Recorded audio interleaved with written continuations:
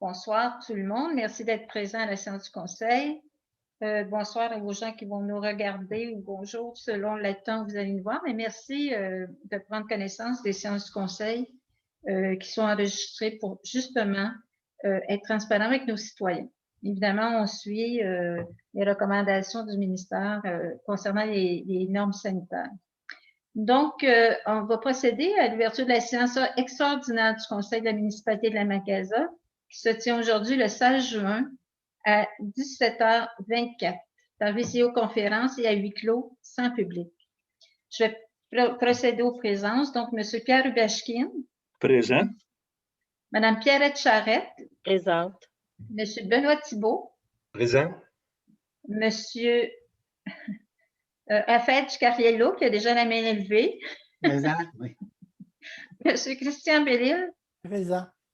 Et Mme Brigitte Chagnon. Présente. Merci. Et également pour nous assister dans notre séance, Mme Caroline Dupuis, directrice générale par intérim. Donc, on va procéder à l'adoption de l'ordre du jour de la séance extraordinaire. Qui propose l'adoption de l'ordre du jour tel que présenté? Pierrette. Merci. Tout le monde est d'accord? Oui. Oui. Oui. Troisième point, résolution, constatation de la régularité de la séance et validation de l'avis de convocation de la séance extraordinaire d'aujourd'hui. Donc, évidemment, tout le monde en est là. On vient de constater. Est-ce qu'on prend une résolution là-dessus, Oui, Caroline? ça me prendrait la Qui proposition. propose? Oui. Brigitte. Merci, Brigitte. Oui. Tout le monde est d'accord? Oui. Oui, d'accord. Merci. Quatrième point, résolution adoption du procès verbal du comité consultatif d'urbanisme du 3 juin 2021. Considérant que le CCU a tenu une séance le 3 juin 2021, considérant qu'il y avait quorum et que le comité a siégé en présence de ses membres et a traité les affaires courantes du CCU. Il est proposé par Pierre. Raphaël. Qui? d'adopter le... Qui est le proposeur? Ah, c'est Raphaël. Raphaël. Tout le monde est d'accord? Oui. Oui. Oui. Donc, d'adopter le procès verbal du CCU du 3 juin 2021. Maintenant, on va passer à les résolutions 5. Acceptation d'une demande de dérogation mineure du proprio du 417 chemin du lac Caché. Considérant qu'une demande de dérogation mineure a été déposée pour le 410 chemin du lac Caché concernant la construction d'une nouvelle résidence située en partie dans la marge riveraine du lac Clair, ce qui contrevient à l'article 7.2.3 du règlement 219 relatif au zonage. Considérant qu'il y avait déjà une construction existante par le passé à l'emplacement projeté de la nouvelle construction, et que l'excavation est en bonne partie déjà réalisée, considérant que le requérant subirait un préjudice sérieux si la dérogation n'est pas autorisée, puisqu'il serait plus compliqué de se construire ailleurs par la pente du terrain et que cela exigerait la désaffectation de l'installation septique existante. Considérant que ce préjudice sérieux est lié à l'immeuble, considérant que la dérogation ne causerait aucun préjudice apparent aux voisins, considérant que le requérant est dans la quasi-impossibilité de se conformer au règlement de zonage par la superficie de son terrain, la pente du terrain, la présence d'un ruisseau intermittent et son état riverain au lac Clair, considérant que la dérogation n'aura pas pour effet d'aggraver les risques en matière de santé et sécurité et n'aura pas un effet significatif sur la protection de l'environnement.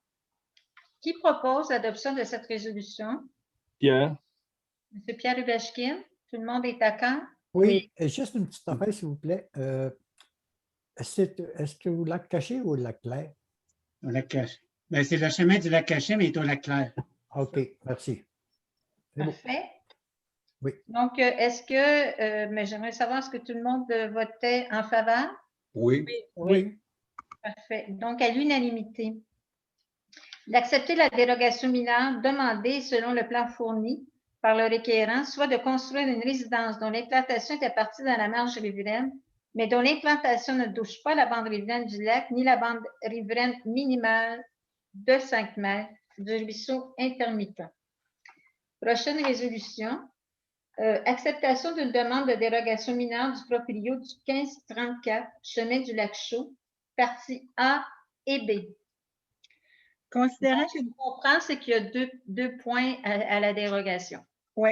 Considérant qu'une demande de dérogation mineure a été déposée pour le 1534 chemin du lac Chaud concernant la reconstruction d'une résidence, partie A, située en partie dans la marge riveraine d'un ruisseau, ce qui contrevient à l'article 7.2.3 ainsi qu'à l'article 20.10c du règlement 219 relatif au zonage. Considérant qu'il y a déjà une construction existante bénéficiant de droits acquis à l'emplacement projeté de la nouvelle construction et que ce bâtiment est vétuste, considérant que le requérant subirait un préjudice sérieux si la dérogation n'est pas autorisée, puisqu'il serait alors impossible de reconstruire ailleurs sur le terrain conformément à la réglementation, et que l'ampleur des rénovations nécessaires à rendre de nouveau le bâtiment habitable et salubre consisterait semblablement à une reconstruction, considérant que ce préjudice sérieux est lié à l'immeuble, considérant que la dérogation ne causerait aucun préjudice apparent aux voisins, considérant que le requérant est dans l'impossibilité de se conformer au règlement de zonage par la superficie de son terrain, la présence d'un ruisseau passant au milieu de celui-ci et son état riverain au lac Chaud, considérant que la dérogation n'aura pas pour effet d'aggraver les risques en matière de santé, de sécurité et de protection de l'environnement, considérant que la demande est d'agrandir une résidence,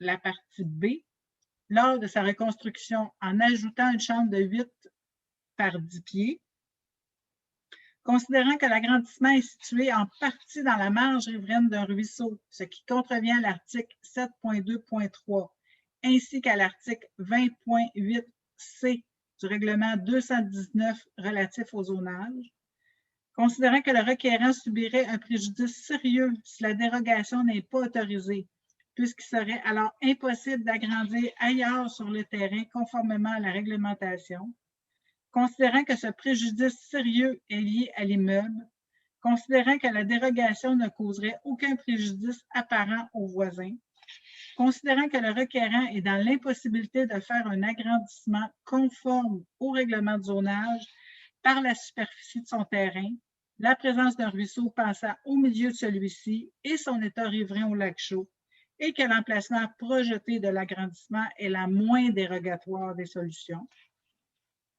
Considérant que la dérogation n'aura pas pour effet d'aggraver les risques en matière de santé, de sécurité et de protection de l'environnement. Qui propose l'adoption de cette résolution? Benoît. M. Benoît Thibault. Oui, d'accord. Oui, Oui. d'accord. Oui. D'accord.